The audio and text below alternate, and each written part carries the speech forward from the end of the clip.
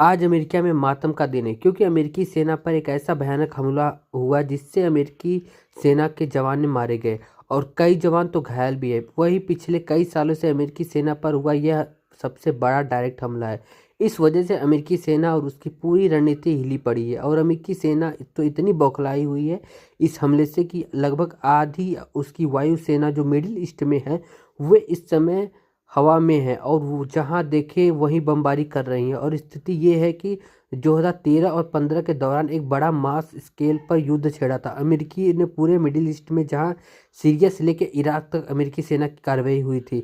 Same ऐसा ही एक all out युद्ध भी शुरू हो सकता है अमेरिकी, क्योंकि खतरा इतना ज़्यादा बढ़ गया है कि लेकिन अमेरिकी सेना पर हमला किसने किया, क्यों ये बड़ा खतरा है, चलिए मैं आपको सारी चीज़ें विस्तार में बताता हूँ। सबसे पहले स्क्रीन पर आप देखिए ये कुछ फोटो निकल के आ रही हैं पिछले 24 घंटों में अमेरिकी सेना के चेक पोस्ट से।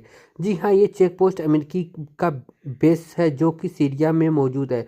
उसके पास मौजूदा और वह एक एयर बूस्ट करके यानी कि एक घात लगाकर सेना पर हमला हुआ। इससे जो पेट्रोलिंग कर रहे थे जवान उनमें से तीन मारे गए और बाकी घायल हो गए। बताया जा रहा है कि आधा दर्जन से ज़्यादा अमेरिकी सैनिक गंभीर रूप से घायल है और इसीलिए मरने वाली सैनिक की आंकड़ा आने वाले घंटों में बढ़ सकती है। लेकिन हमले की इंटेंसिटी इतनी, इससे आप अंदाज़ा लगाइए कि 3 तो उसी मौके पर ही मौत हो गई। वही रिपोर्ट के अनुसार 2 इराकी नागरिक भी मारे गए जो अमेरिकी की सेना के साथ काम कर रहे थे एज अ इंटरप्रेटर, यानी कि वे ट्रांसलेटर का काम कर रहे थे। अमेरिकी सेना और गांव के शहर इन सब की जानकारी दिया करते थे, वही भी मारे गए इन हमले में। इससे आप अंदाज़ा लगाएं कि क्यों कहा जा रहा है कि पिछले कुछ सालों की अमेरिकी सेना पर सबसे बड़ा हमला है। लेकिन ये किया किसने? क्या सीरिया की सेना ने किया? क्या असद लड़ाकों ने किया? तो जवाब है नहीं। दरअसल ये हमला है आईएसआई का। नहीं, जी हाँ, इस्लामिक स्टेट का यह हमला है। फिर वो सीरिया से सर उठाना शुरू कर चुका है और इस हमले के साथ ही आईएसआई फिर से उभर कर आ रहा है। इसका कारण है अमेरिका ही है, क्योंकि आईएसआई को ख़त्म करने में सबसे बड़ा रोल निभाया था बशर अल असद ने, जो अभी दशक सीरिया से सत्ता पर राज कर रहे थे। लेकिन अमेरिकी की फूटी आग नहीं सुहाते और इसीलिए पिछले 15 साल से अमेरिकी कोशिश कर रहा था कि बशर अल असद को सीरिया से हटाया जाए। इस साल वो शुरुआत में एक कामयाबी भी मिली, लेकिन सीरिया की जगह अमेरिकी ने जिसे बैठा वो लिटरली कसाई है। जी हाँ, जुलानी कुछ को सत्ता पे बिठाया गया जो कि आईएसआई का टॉप कमांडर था 2014-15 के दौरान, और अमेरिकी ने उस पर कई मिलियन डॉलर इनाम रखा था। उससे ही सीरिया का सत्ता सौंप दी, यानी कि मलाई और दूध की रखवाली अमेरिकी बिल्ली से करवा रहा था। और इसी का नतीजा यह है कि जुलानी की ही जो आईएसआई के पूर्व लड़ाकू थे वह उसी के समर्थक को लेकर फिर से वो एक संगठन को खड़ा कर रहे हैं।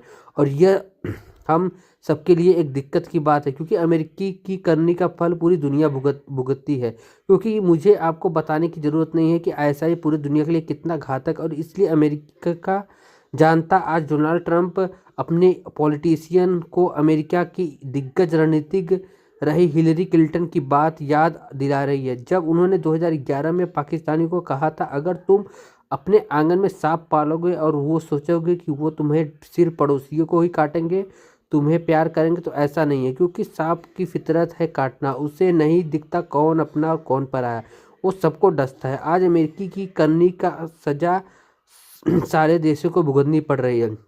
बताया जा रहा है कि आईएसआई के आने वाले समय में सीरिया में मौजूद अमेरिकी सैनिकों पर अटैक कर सकता है, और इसीलिए ना ही सिर्फ अमेरिका बल्कि जो रूस सैन्य बेस है सीरिया में, इसके अलावा बाकी यूरोपियन देशों के बेस अक्रॉस पूरे अरब वर्ल्ड में हाई अलर्ट पर जा चुके हैं, क्योंकि इस्लामिक स्टेट ने यह हमला नहीं किया। चेतावनी भेज दी है कि दुनिया को कि हम वापस आ चुके हैं। 2015 जिसे ख़त्म किया गया था वह भूत बनकर दुनिया के सामने आज 2025 में खड़ा है।